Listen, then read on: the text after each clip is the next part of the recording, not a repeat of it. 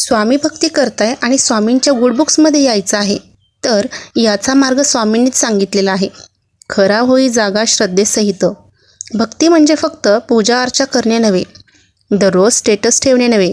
भक्ती ही जागृत, जिवंत आणि श्रद्धेने भरलेली असली पाहिजे. अंतःकरणातून पाहिजे. अशी पाहिजे की हे स्वामी, मी फक्त तुमचाच आणि तुम्ही फक्त माझेच, हा भाव मनातून आला पाहिजे. पुढे काय म्हणतात पहा. कसा होसी त्याविनं तू स्वामी भक्त. मनातून श्रद्धा नसेल तर स्वामी भक्ती फक्त नावापुरती राहते. खरी भक्ती म्हणजे मनाने, भावनेने आणि विश्वासाने स्वामींशी जोडले जाणे. जसं की स्वामी, मी हा मी नसून आपणच आहात.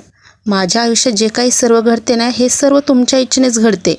त्यामध्ये माझ्या इच्छेने काहीही बदल होणार नाही. आठव कितीदा दिली त्यांनीच साथ.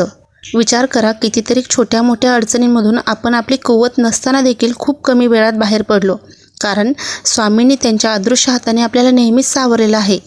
नको डगमगू, स्वामी देतील हात. माहीत आहे आज परिस्थिती खूप कठीण आहे, पण तरीही स्वामींवरचा तुझा विश्वास डगमगू देऊ नकोस. जर तू सच्चाईच्या मार्गाने चालत असशील, जर तू चांगले कर्म करत असशील, तर स्वामी तुला सर्व अडचणींमधून एक दिवस नक्की बाहेर काढतील. म्हणून दररोज तारक मंत्रामधील हे कडवं म्हणत असताना हा अर्थ नक्कीच आठवा. जर तुमचा स्वामींवर विश्वास असेल तर हा चॅनल तुमच्यासाठीच आहे. लाईक करा व शेअर करा तुमच्या स्वामी मित्र परिवाराला. सबस्क्राईब करा व कमेंटमध्ये लिहा श्री स्वामी समर्थ. आणि भक्तीच्या या प्रवासात मी आणि स्वामी यांच्यासोबत राहा. श्री स्वामी समर्थ.